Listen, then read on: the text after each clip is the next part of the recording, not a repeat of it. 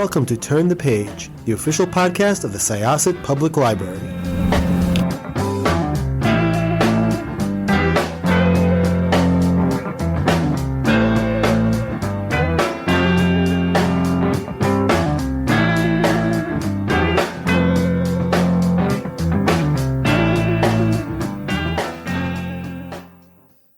Hello, this is Jessica, and I'm here with Lewis and Jay. And we are gonna turn the page. So I went to high school with Jay. Yes, we did. That's a fact. Yes, that is a fact. And a few there at least one other librarian here, Sharon Long, who was yes, then we got to see her a couple days ago. Matthews. Yeah, she's awesome. And we were very excited to welcome you to our library to do what kind of programming? Well, first of all, we were excited to have you, and thank you very much for having us on the podcast. So we love to bring coding to the communities, bring coding to the mass public, I guess you could say. And we feel that the best way to do that is through our libraries. You know, libraries set up just for that purpose, right? For the community. Yes. So that's where we really kind of try to root ourselves as a company. We want to bring coding to everybody. So we love having kids, and we try to keep it enticing. We do it over a couple of days, and we do different languages. Try to keep it, fresh, because we don't want to get stale, and we want to keep on top of what's new and happening. Yeah. And when Jay mentioned that he happened to know the librarians here, it was kind of a big perk. It's like, oh wow, we realize how local a lot of programming is, because we could do it online, everything like that, but ultimately programming could be local, and you could work with people you know. It's always good to be able to come back to the community you grew up in and bring something new. And I think the library definitely lends itself to that because, yes, we're open, information access to all and exchange of ideas and new technologies. And that is what you are doing. Yeah, so I do have to commend Syosset Library also for just being on top of it. You guys have 3D printers, all sorts of tech programs. So you stay on top of it. Not only do you have the purpose of the library, people could sit here and read in front of a fireplace, but you also get all of the wonderful programs that come along with that. Teen space, somewhere for the kids to go. Yes. I remember the first time we walked through the teen space, I kind of told Jay he'd go out to his car and I was going to hang out for a little bit and play with all the cool toys. Because the 3D printer, I saw that. Oh, wow. I wish I had one at home. But you have it here and you have it available to the students, and I feel that's so cool that they could make use of that kind of stuff. Yeah, it really is very cool. A few years ago, I don't know if you guys are familiar with or remember the fidget spinner phase. Mm-hmm. That was... I just got my first one. Did you really? Yes. Wow. Talk about late to the party. I was late to the party, but, I had a couple students tell me that I fidget too much. Oh. And so lo and behold, you channel your fidget through the spinner now. Well, they bought it for me because I refused to buy one, and it was a cool one. It was actually a Batman spinner. So you can actually make that on the 3D printer upstairs. There you go. Now I'm in. Jay won't be leaving here until midnight, just printing fidget spinners. Exactly. I find them to be wonderful and calming. But anyway, so tell me a little bit about your company, how you guys came together, and some of the programming that you do both in libraries and at. Is it Hofstra University? Yeah, so that's originally where we first met and first started working together. Hofstra,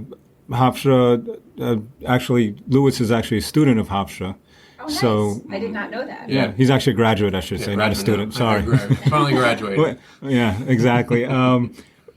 But yeah, we first initially met there. Lewis was actually teaching for a couple of years prior to when I got there, and he was basically carrying the coding programs on his shoulders over there. So when I stepped in, I saw the talent that he had and he had to offer, and he loved teaching kids, and he had the same, the same feelings towards it as I do, and he just enjoyed it. Enjoyed spreading the knowledge. And it was probably 2 years that we were Hofstra together. I would say so. Changing the program, so we became a big part of the actual, bringing coding to the kids and the adults and things like that. So at that point, we did a an event where a couple libraries were there, and they piqued our, they came over because we piqued their interest, and they said we need coding programs, and that was it. Yeah. That was the marriage. Kind of made sense. So Yeah. like Jay said, we were doing it for a while, and it was kind of, we love the community we have at Hofstra, and we continue to teach there to this day. Very supportive of everything they're able to do and continue to grow out their programs. And this is kind of our avenue to kind of help get coding to like the communities like you mentioned. So going into the libraries, we're able to bring our knowledge, our experience to kind of help students get started. And it's the coolest thing when we can work somewhere for a little while and you see the same students come back who just started a few months ago, and now they're building all cool apps of their own, websites, whatever it may be.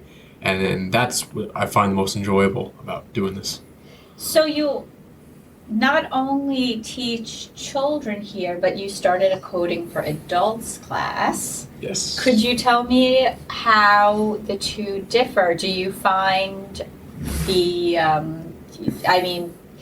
children, they seem to be growing up breathing technology.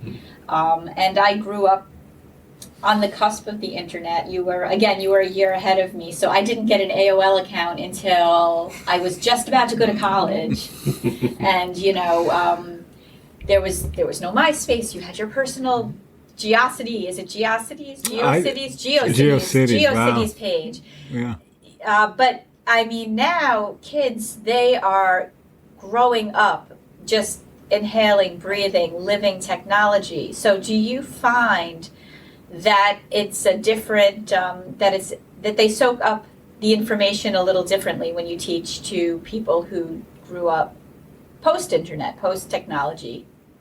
Yeah, there's different hurdles with both, to tell you the truth. With the young kids, yeah, they know how to use a computer. They know how to use it. So there's that one less hurdle. But there's also less experience in their minds. Less experience, less culture, not culture, less Reference. right. Maturity, even. In that case. So the ideas need to be expressed a little bit differently, because there's nothing really different about coding or programming amongst the different various languages per se. But the theories, the backbone of the practices behind it, all the lectures that you get in college about programming, the whole, from the start to the end, that's the conceptual part that you have sometimes a hard time with kids, but sometimes the kids grasp it right away. With the adults, though, it's more hesitant to make a mistake. Like they don't want to break it. They don't want to, do Kids this. don't mind? Kids don't care. Kids want to break everything. They want to break everything, Go for it. Wow, Yeah, that so- doesn't ever change, does it? No, I don't think it I does. thought it was a toddler thing, but No, I think they're on it, all throughout. So, Okay. But in both ways, they do have their challenges, and but neither is more difficult than the other. I mean, I feel that teaching to either one, you just present the material a little differently, but they're both receptive to it, because programming is just mimicking human behavior, human thought, how we process a problem, how do we figure it out, how do we break it down. So when you connect it to that common day thing, it really is easy to explain. It's not really this crazy world that everybody makes it to be. And what really brings it all together, what makes it so similar for both younger students and adults, is at the end of the day, what are we trying to do?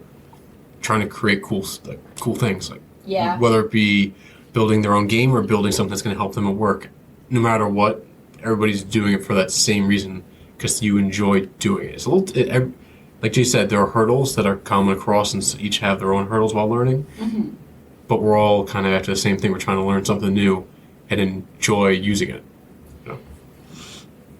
The first classes you did were coding with Python. Mm-hmm. And now the current class that you're about to teach is... We're teaching game development, and we're using a specific open source software. I'm a big proponent of open source software. It's free. It's available to use, and As a librarian, I advocate for that as well. Yeah, Love free stuff. Yeah. Come take out our books for free. Just return them on time. And all this other stuff. And here's something that's open that you can use. Right, and the kids can go home.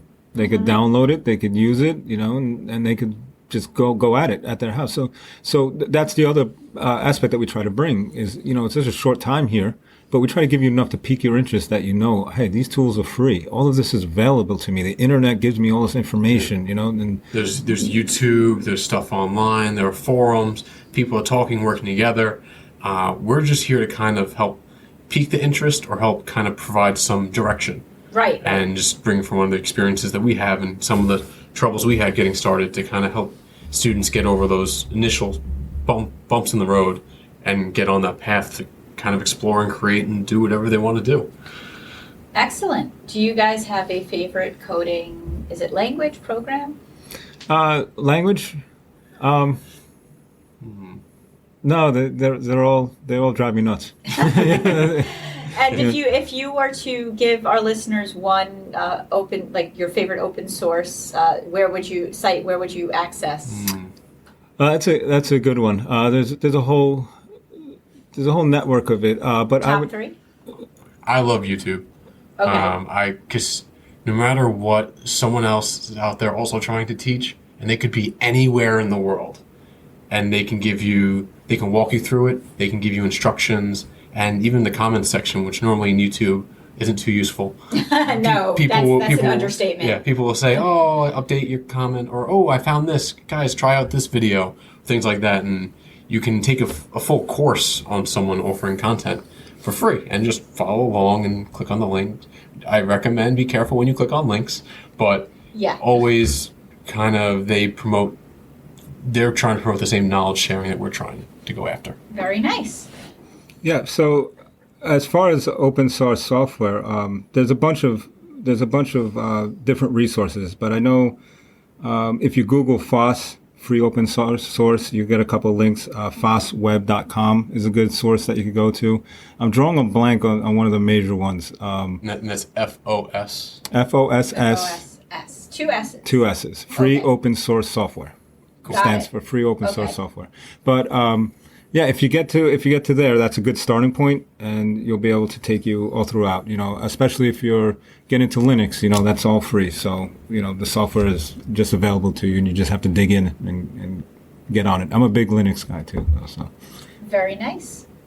Would you like to talk a little bit about augmented reality? Ooh. Oh, absolutely. Augmented reality is. Jake taught a course on that recently. Yeah. So we actually were at Hofstra doing a summer course with the kids, and augmented reality is essentially how Pokemon Go works. Pokemon Go, I think, is fantastic.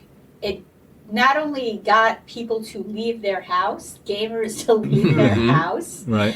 It brought people together. Yeah, people were interacting. That first month, I remember chaos, but it was cool the chaos. kids were saying, the teenagers were saying how they'd meet up with their friends by Oyster Bay and they'd try to catch water Pokemon, and they met new people, and it just sounded like this magical summer of Pokemon. Pokemon, right? Everybody get together. Yeah, so that's the exciting thing. I mean, it really brings in your real world. Yeah. And you get to augment it. You get to add stuff to it, and you get to do things. So it really is that hands-on and visual gratification right away. Because top three, I think you asked me top three languages, sure, or something like that, or you asked me top three open source programs. But if I was saying top three languages right now, JavaScript is making huge strides. Huh. And we teach augmented reality using JavaScript. So the great thing about that is that you can access it through any web browser. So as long as you have it on a server, you can load up your program by just going to You can just load the web page on your phone, use the camera on your phone,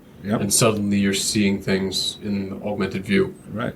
So, augmented reality is really cool. And something that we would love to do is bring it to the library somehow, and have some kind of adventure map or something along those lines. Like a lot of fun. I've done a little bit of research into how different libraries are using augmented reality, and I think that would be so much fun. I mean, what better way to marry technology to physical space? Yeah, absolutely. Right now I'm just picturing a little map out. You put your phone at it, and all of a sudden you see the Death Star There's orbits.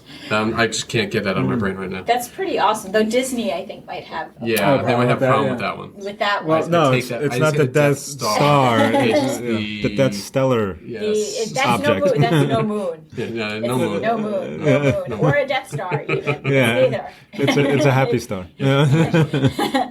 Well, thank you so much for coming to speak to us. And both Jay and Lewis, where could you be reached if anybody has any questions? Okay, well, you can definitely the best way would be to reach out through email. You can send an email to info@codetostem.com if you want more information. Right now, And that's code. It's sorry. CODETO STEM. STEM, right? right, you got it. Code to Okay. STEM. Not the number 2, the word 2. I was wondering that myself. Yeah. Okay. Yeah. Good thing. Good point, Lewis. So yeah, that's CODETOSTEM.com. Right now, our website's being worked on, but that would be available as well shortly. Very If there are any nice. students out there that want to build out our website, no. We should have it up in the next few weeks. Well, we hope to have you back on Turn the Page as your company grows and as you teach more things. If there's anything you're really excited about, please come to us and let us know, because you guys are mainstays here. And again, as somebody who grew up in the Syosset community, we always love to see our local people made good. So Right. thank you so much. Absolutely, and we really do appreciate you having us here and giving us the shot and bringing the programs to the community, and definitely giving back is feels great. Yeah. Okay, thank you again. And I am going to close this chapter of Turn the page. It's time to close this chapter of Turn the Page. Join us for the next episode.